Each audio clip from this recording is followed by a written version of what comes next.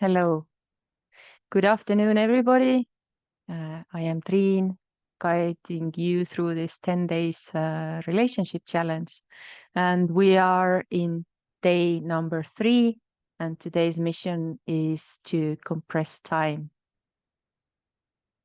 Why is it a problem? What happens if we don't compress time? What happens if we indulge in our behaviors, if we indulge in self-pity, if we indulge in beliefs which are not serving us? A simple answer is we miss out on our lives. And like it was very beautifully said in Avicii's song, Wake Me Up, life is a game for everyone and love is the price. So this is why we need to compress time. Because if we don't compress time, how does it look like if we are not compressing time? For example, we are making compromises. So we are tolerating things which are actually not working in our lives, but there's always tomorrow. I will do it maybe tomorrow, or I don't want to cause big waves in our relationship, so I won't tell it. But this way we are postponing. We're postponing living. We're postponing well-working relationships. We're postponing everything, and this is the price if we compromise and if we do not. In a sense, compress time by not indulging in the bad or unserving behaviors. Now, the other way is that we tend also to act like immortals. Like I said, there's always tomorrow. We tend to take things for granted. For example, I'm currently in a very challenging situation with my 13-year-old kid, and he's very much acting like a immortal. Taking me for granted, or taking home for granted. He says that, I will do this what I want for now, and when I get tired, I will come back home.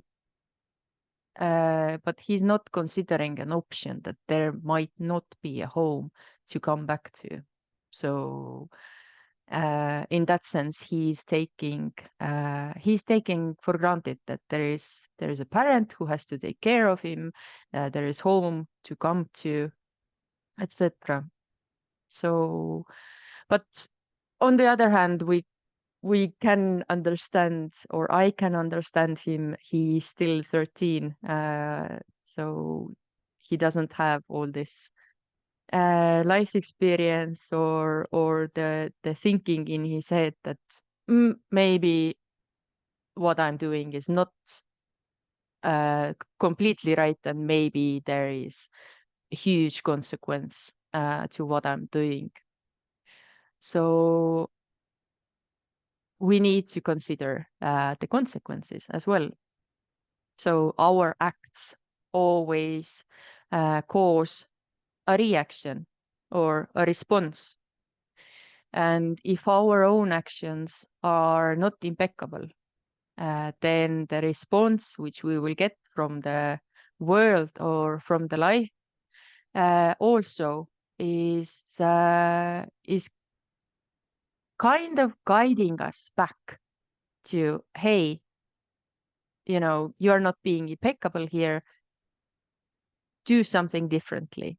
So this is one way to look at the consequences of our behavior. If we are doing something which we know it isn't right, or we feel it isn't right, or we know and we also have a very clear feeling what we should do and we're not doing it. So our thoughts, feelings, and actions are not aligned, then life is supporting us. So, for example, if I forget to, when I'm parking, where there needs to be this parking clock, and I forget to put the clock on my car window, I will be corrected quite quickly. I will get the fine. And next time when I park in the same slot or wherever I'm parking, I already know that, okay, I need to do it. I need to take this little action. Otherwise, I will be fined. I will be course corrected by life or in a form of a municipality officer, of course. But this is how life supports us to be impeccable and become more impeccable.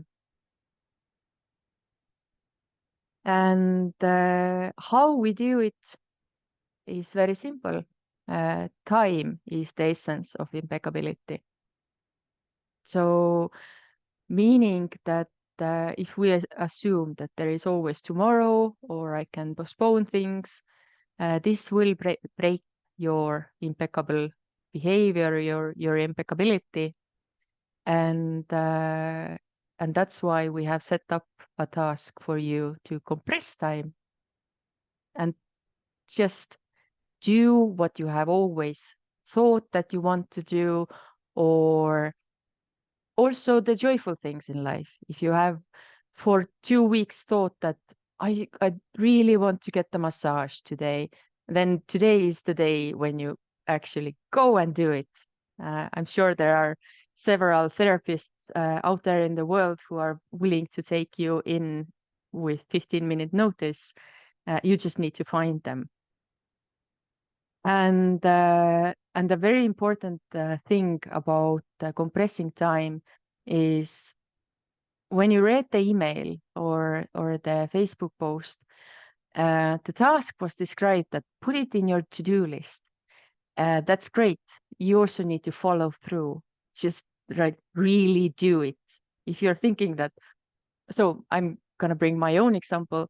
One thing which I want to do today, not only today but in this weekend, is I want to get clarity how this relationship can move forward.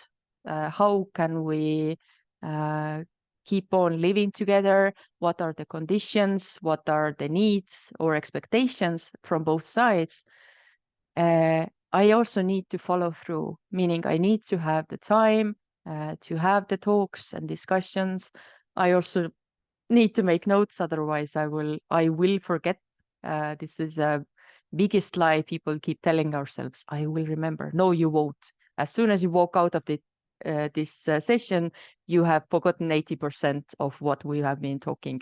So make notes also. And yeah, this is the part of following through what you have planned. And from the joyful side, if you are following through with the wishes or the dreams that, I want to get the massage, I want someone to take care of me, this is feeding your soul as well. So you will feel more joyful afterwards, more relaxed, taken care of. And they are not just idle daydreams. Our wishes are not idle daydreams, but they are feelings from inside, from our souls. And that's a wrap today. I hope you have gotten some insights